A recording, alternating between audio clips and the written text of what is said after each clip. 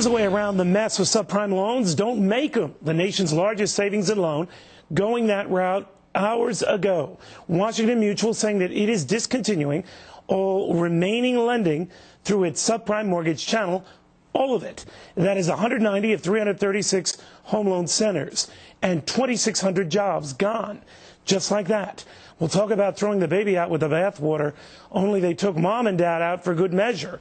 WAMU throwing a whammy at subprime by essentially saying, if in doubt, throw it all out.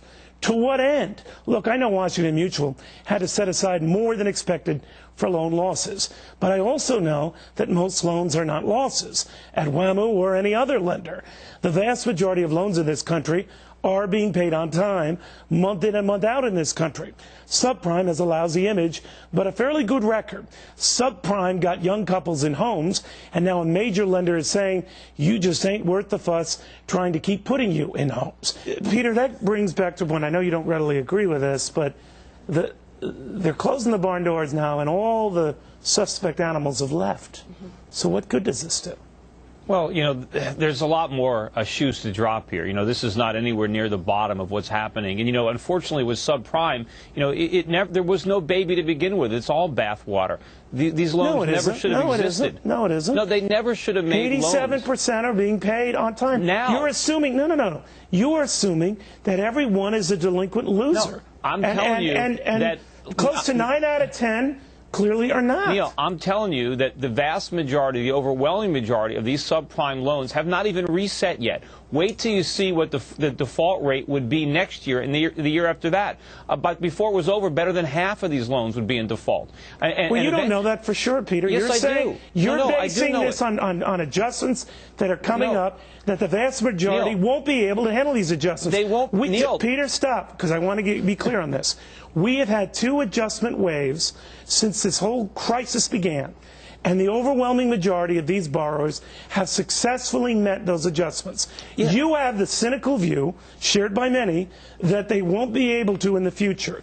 I disagree with you. Prove me wrong. Well, not only won't they be able to because of the higher resets, but these properties are losing value. They're not going to want to make payments on mortgages that well exceed the value of these homes. So they're less likely to make payments than someone who is a little bit more stable? Well, you see, the prime loans are going to default too. It's not just, you know, people with bad credit that aren't going to want to make mortgage payments on houses that are worth 20 or 30% less than their mortgage. Peter, I love you dearly. I could not disagree with you more. But what I don't understand is Peter's logic. Yes, yeah, for your sake. Peter's logic that just because the value of my property might not be as high as it was when I started, I'm going to stop making my mortgage payments, and therefore my children and I will be on the street. Well, you won't be on the street, but remember, the main reason... Why would I do that? I mean, it doesn't even matter. The main reason that people were willing to have such staggeringly high mortgage payments relative to their income was because they were operating under the delusion that they were making an investment, that their house was going to appreciate, and so it was worth it. But once you start to see that your house is worth hundreds of thousands less than you paid, why struggle to make a mortgage payment when you can rent something just as nice for a lot less money? I love you dearly. Like I said, I think you're a genius, as I do Mark Lieberman. I'm telling you, though, you are so wrong on this. You have so overstated the problem. No, I haven't. And riddle me this, Batman.